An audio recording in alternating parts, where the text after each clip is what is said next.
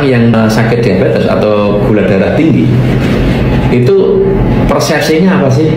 Masalahnya terlalu banyak makan gula gitu ya. Akhirnya saya sakit diabetes. Itu salah. Salah.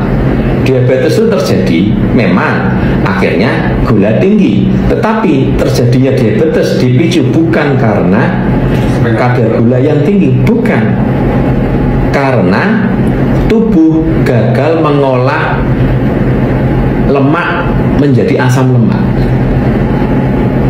Ya, akhirnya muncul plak. Jadi pertama kali segala macam penyakit degeneratif, mau diabetes, mau hipertensi, mau gangguan jantung, mau neuropati, terjadinya sama. Terjadinya metabolisme, tubuh gagal mengolah minyak atau trigliserid untuk menjadi nutrisi asam lemak. Awalnya karena adanya gangguan lambung. Karena ada gangguan lambung itu pasti karena gangguan lambung. Nah, gangguan lambung kan seperti saya sering bilang, bergejala, rasa nyeri, rasa sakit, ya itu cuma 15-20%. Yang tanpa gejala, gangguan lambung tanpa sakit itu lebih tinggi, Pak, 80%. Jadi lebih tinggi. Sehingga orang bilang aku nggak sakit. Nah, masalahnya gangguan lambung itu, definisi gangguan lambung bukan nyeri atau tidak nyeri. Definisi gangguan lambung adalah lambung gagal memetabolisme makanan menjadi nutrisi. Dalam kasus ini kegagalan lambung adalah mengolah protein untuk dirubah menjadi asam amino. Nah, karena orang dengan gangguan lambung kecenderungannya cairan lambung itu pH-nya mendekati netral, mendekati 7. Apalagi orang yang punya luka radang lambung yang parah, ya. Pokoknya intinya kalau orang dengan gangguan lambung itu cairan lambungnya menuju netral. Dengan ditambahi obat-obatan antasida atau penetral asam lambung ataupun tanpa. Jadi kalau tanpa itu sudah proses alami hormonal. Oke, ketika lambung cairannya mendekati netral, yang terjadi lambung tidak bisa masak, tidak bisa mengolah makanan. Cairan lambung itu kan kayak kompor, ada apinya.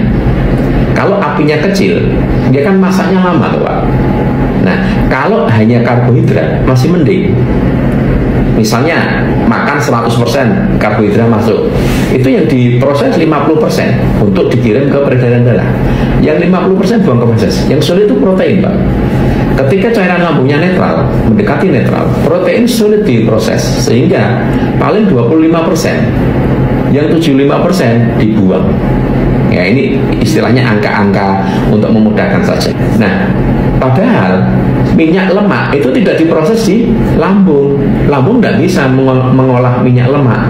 Minyak lemak itu begitu dari mulut kita lewat lambung itu cuma lewat saja. Dia bablas ke peredaran darah, bentuknya masih minyak lemak. Jadi kalau di lambung semua dipecah, sudah berubah fungsi, jadinya polimer. Poli itu kan bermacam-macam, dijadikan monomer satu. Karbohidrat, monomernya glukosa. Protein polimer dirubah menjadi asam amino. Minyak trigliserid, lemak trigliserid itu polimer. Ke lambung itu lewat tok, ke darah tetap bentuknya polimer. Masih minyak, cuman minyaknya disalut sama kilomikron, jadi bentuknya kayak telepon gitu ya, tapi bentuk minyak masih utuh bentuk minyak. Nah, minyak itu pemecahannya ada di darah, di peredaran darah. Yang memecah minyak adalah enzim lipase. Jadi enzim lipase itu kayak gunting, dia memecah minyak, kena enzim lipase kayak dipotong, kayak gunting gitu.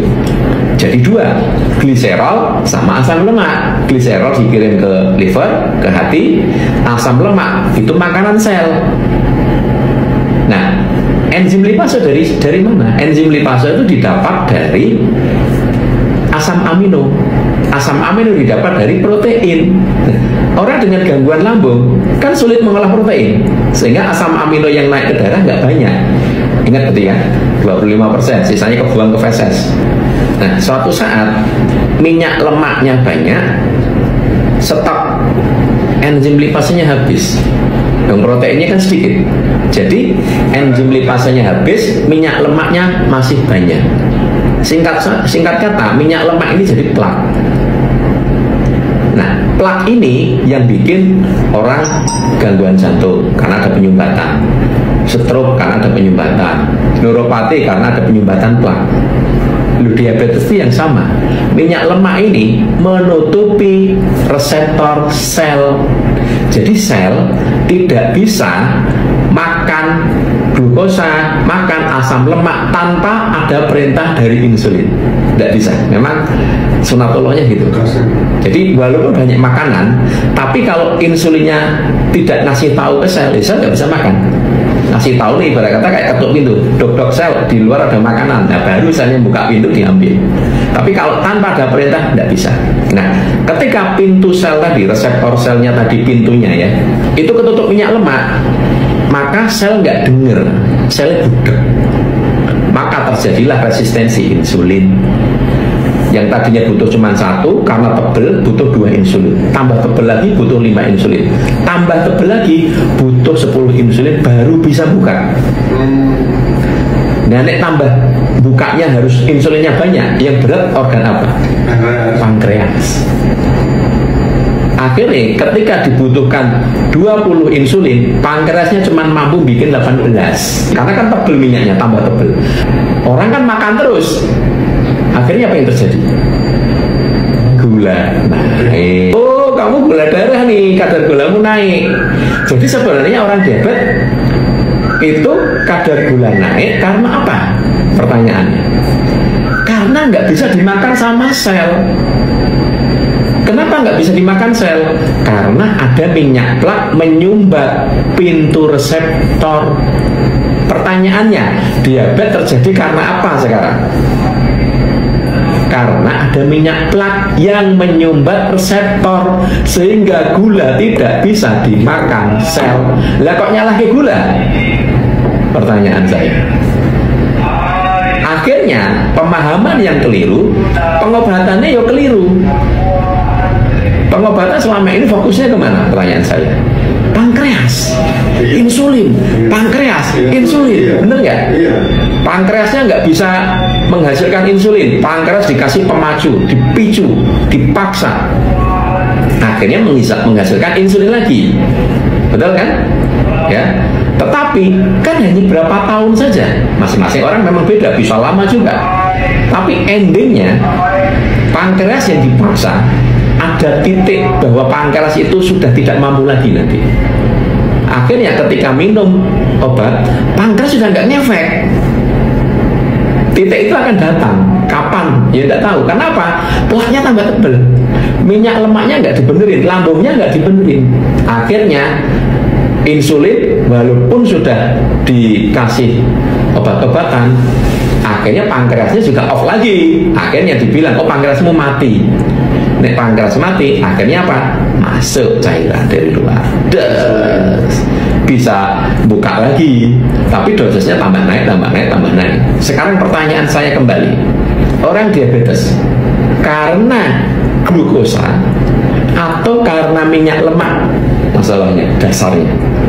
Ayo, pahami itu. Ngertinya kan karena glukosa. Salah, glukosa itu korban.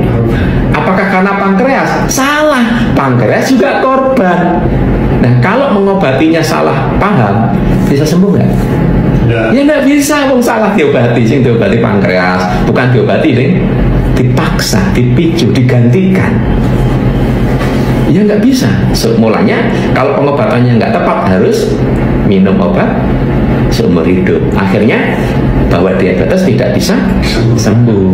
Makanya kalau mau menyembuhkan diabetes, ya minyak lemaknya dibenerin, plaknya dibenerin. Caranya lambungnya dibenerin dulu sehingga tidak terjadi plak yang baru. Plak yang ada sudah terlanjur di darah diurai supaya plaknya hilang. Loh, kalau plaknya hilang, pintu reseptor selnya bersih lagi nggak? Kalau bersih lagi, butuh insulin banyak nggak untuk buka?